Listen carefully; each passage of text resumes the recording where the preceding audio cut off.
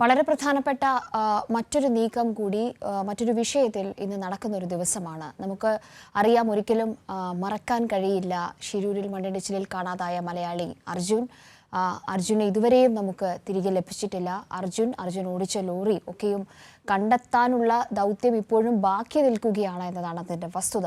ഈ തെരച്ചിൽ ഇനി പുനരാരംഭിക്കണമെന്ന ശക്തമായ ആവശ്യം കുടുംബം പലതവണ അറിയിച്ചിട്ടുണ്ട്. അത് മാധ്യമങ്ങൾ വഴിയും ബന്ധപ്പെട്ട് കേരളത്തിലെ അടക്കമുള്ള രാഷ്ട്രീയ നേതൃത്വം വഴിയും ഇപ്പോൾ കർണാടകയെ അറിയിക്കുന്ന ഒരു സാഹചര്യം പലതവണ ഉണ്ടായിട്ടുണ്ട്. അവരുടെ പ്രതികരണങ്ങൾ എത്രയോ തവണ നമ്മൾ കേട്ടിട്ടുണ്ട്. പക്ഷേ ഒരു അനുകൂലമായ തീരുമാനം അല്ലെങ്കിൽ ഊർജിതമായ ഒരു തെരച്ചിൽ ഇപ്പോൾ ഉണ്ടാകുന്നുണ്ട് എന്ന ആ ഒരു തോന്നൽ ഇപ്പോൾ അവർക്കില്ല. അതിന്റെ ഭാഗമായി ഏറ്റവും അടിയന്തരമായ ഒരു നീക്കത്തിലേക്ക് കുടുംബം കടക്കുകയാണ്.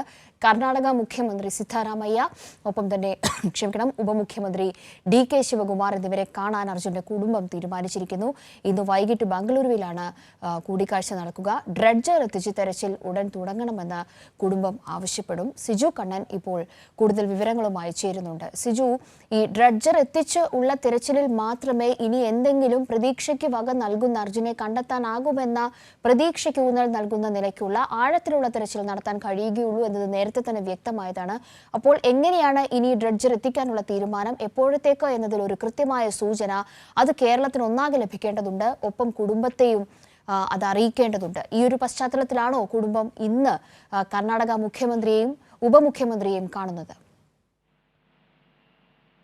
കഴിഞ്ഞ മാസം 16-നാണ് തെരച്ചിൽ നിർത്തിവെച്ചത്. 16-ന് തെരച്ചിൽ നിർത്തിവെക്കുമ്പോൾ കർണാടക സർക്കാർ അറിയിച്ചിരുന്നത് 22-ാം തീയതി ഗോവയിൽ നിന്ന് ഡ്രഡ്ജർ എത്തിച്ചുകൊണ്ട് തെരച്ചിൽ നടത്തുന്നതിനുള്ള സംവിധാനം ഒരുക്കുമെന്നാണ്. എന്നാൽ പിന്നീട് അത് 24-ാം തീയതി ഡ്രഡ്ജർ എത്തിക്കുമെന്നറിയിച്ചു. അതിനുശേഷം പിന്നീട് ഡ്രഡ്ജർ എത്തിക്കുന്നതുമായി ബന്ധപ്പെട്ട ഒരു തീരുമാനവും നടപടിയും കർണാടക സർക്കാരിന്റെ ഭാഗത്ത് നിന്നുണ്ടായിട്ടില്ല. ഏത് സമയത്തേക്ക് ഡ്രഡ്ജർ എത്തിക്കാൻ കഴിയുമെന്നുൾപ്പെടെയുള്ള കാര്യങ്ങളിൽ വ്യക്തതയില്ല. ഇപ്പോഴും ആ കാര്യങ്ങളെല്ലാം തന്നെ ഇഴഞ്ഞു നീങ്ങുകയാണ്. തെരച്ചിലുമായി ബന്ധപ്പെട്ട് കൂടുതൽ സംവിധാനങ്ങൾ ഏർപ്പെടുത്താനോ മറ്റ് സൗകര്യങ്ങൾ ഒരുക്കാനോ കർണാടക സർക്കാരിന് കഴിഞ്ഞിട്ടില്ല. ഈ പുഴയിലെ ഗംഗാവാലി പുഴയിലെ ഒഴുക്കുൾപ്പെടെയുള്ള പ്രശ്നങ്ങളാണ് പറയുന്നത്. അതോടൊപ്പം തന്നെ ഈ ഡ്രഡ്ജർ എത്തിക്കുന്നതിന് റോഡ് മാർഗം എത്തിക്കുന്നതിന് പരിമിതികളുണ്ട്. വളരെ ഉയരത്തിലുള്ള ഒരു സംവിധാനം മെഷീൻ ആയതിനാൽ അത് കൊണ്ടുവരുന്നതിന് റോഡിൽ കൂടി പരിമിതിയുണ്ട് എന്നുൾപ്പെടെയുള്ള കാര്യങ്ങൾ പറഞ്ഞാണ് ഇപ്പോൾ ഇത് നീണ്ടു പോകുന്നത്.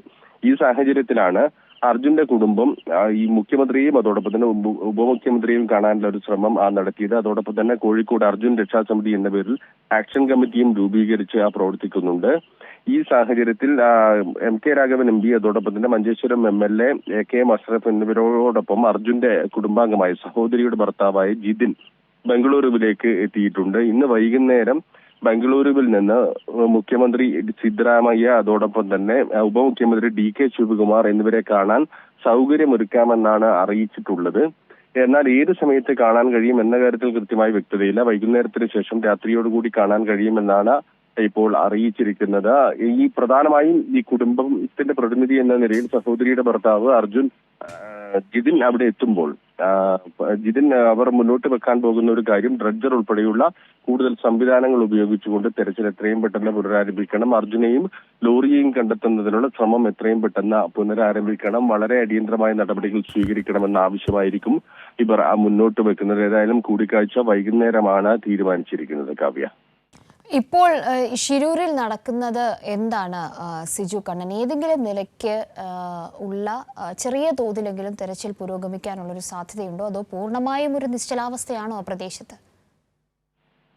നിലവിൽ ശിരൂരിൽ ഒരു പ്രവർത്തനവും നടക്കുന്നില്ല. കഴിഞ്ഞ ദിവസം നാവികസേന, കാർവാറിൽ നിന്നുള്ള നാവികസേന സ്ഥലത്തെത്തി ഒരു പരിശോധന നടത്തിയിരുന്നു. ലോറി ഉണ്ടെന്ന് കണ്ടെത്തിയ ഒരു സ്ഥലമുണ്ട്. അതിന് താഴെ മണ്ണിനും മരങ്ങൾക്കുമിടയിൽ ലോറി ഉണ്ട് എന്ന തരത്തിൽ കണ്ടെത്തിയ ഒരു സ്ഥലമുണ്ട്. ആ സ്ഥലത്ത് ലോറിയുടെ സ്ഥാനം അവിടെ തന്നെ ഉണ്ടോ എന്ന് ഉറപ്പുവരുത്തുന്നതിനാണ് ഈ പരിശോധന നടത്തിയത്. ഒരു ദിവസം ഉച്ചയ്ക്ക് ശേഷം എത്തിയ ശേഷം അവിടെ പരിശോധന നടത്തി, റഡാർ പരിശോധന നടത്തി ആ ഭാഗത്ത് തന്നെ അതിന്റെ സാന്നിധ്യമുണ്ടോ എന്ന് ഉറപ്പുവരുത്തുകയായിരുന്നു. പിന്നീട് പുഴയിലെ ഒഴുക്കും പരിശോധിച്ചു. 4 നോട്ട്സ് ഇപ്പോഴും ഒഴുക്കുണ്ട് എന്നാണ് പറയുന്നത്. 2 നോട്ട്സിനടുത്ത് ഒഴുക്ക് എത്തിയാൽ മാത്രമേ മറ്റു പരിശോധനകളിലേക്ക് കടക്കാൻ കഴിയൂ, പുഴയിലേക്ക് ഇറങ്ങിക്കൊണ്ടുള്ള പരിശോധനകൾ നടക്കാൻ കഴിയൂ എന്നാണ് നേരത്തെ കർണാടക സർക്കാർ അറിയിച്ചത്. എങ്കിൽ മാത്രമേ അവർക്ക് പുഴയിലേക്ക് ഇറങ്ങിയുള്ള പരിശോധനയ്ക്ക് അനുമതി നൽകൂ എന്നാണ് പറയുന്നത്. പക്ഷേ നിലവിലെ സാഹചര്യത്തിൽ അതിന് പറ്റില്ല എന്നാണ് നാവികസേന കാർവാറിൽ നിന്നുള്ള സംഘം എത്തിക്കൊണ്ട് പരിശോധന നടത്തിയതിനു ശേഷം അറിയിച്ചിരിക്കുന്നത് പ്രധാനമായും ഡ്രഡ്ജർ എത്തിക്കുക എന്നുള്ളതാണ്. വലിയ ഡ്രഡ്ജർ എത്തിച്ച് മണ്ണ് നീക്കിയുള്ള പരിശോധനയിലൂടെ മാത്രമേ എന്തെങ്കിലും കാര്യങ്ങൾ നടക്കൂ. എന്നാൽ ഡ്രഡ്ജർ എത്തിക്കുന്നതുമായി ബന്ധപ്പെട്ടുള്ള ഒരു തീരുമാനവും നടപടിയും നിലവിൽ സർക്കാരിന്റെ ഭാഗത്തു നിന്നുണ്ടായിട്ടില്ല. ഏത് സമയത്ത് ഡ്രഡ്ജർ എത്തിക്കാൻ കഴിയുമെന്നുൾപ്പെടെയുള്ള കാര്യത്തിലും നിലവിൽ വ്യക്തതയില്ല. ഫലത്തിൽ ഇപ്പോൾ ഷിരൂരിൽ ഒരു പരിശോധനയും നടക്കുന്നില്ല. 16-ാം തീയതി നിർത്തിവെച്ച് 6 ദിവസങ്ങൾക്ക് ശേഷം തുടരുമെന്ന് പറഞ്ഞ തെരച്ചിൽ ഇപ്പോഴും അനിശ്ചിതമായി നീണ്ടുപോവുകയാണ്. ഇക്കാര്യത്തിൽ കൂടി ഒരു വ്യക്തത വരുത്തുന്നതിന് വേണ്ടിയാണ് ഇന്നിപ്പോൾ മുഖ്യമന്ത്രി അതോടൊപ്പം തന്നെ ഉപമുഖ്യമന്ത്രി എന്നിവരുമായ ഒരു കൂടിക്കാഴ്ചയ്ക്ക് തീരുമാനിച്ചിരിക്കുന്നത്. കേരള സർക്കാർ വളരെ ശക്തമായി ഈ തെരച്ചിൽ തുടരണമെന്ന് ആവശ്യപ്പെട്ടിരുന്നു. അതോടൊപ്പം തന്നെ കുടുംബത്തിനൊരു വികാരം എന്ന നിലയിൽ അവരുടെ ആവശ്യവും ഇന്ന് സഹോദരി ഭർത്താവ് ജിതിൻ, മുഖ്യമന്ത്രി സിദ്ധരാമയ്യ, ഉപമുഖ്യമന്ത്രി DK ശിവകുമാർ എന്നിവരുടെ മുന്നിൽ വെക്കും. ശരി, സിജു കണ്ണനാണ് വിവരങ്ങൾ നൽകിയത്.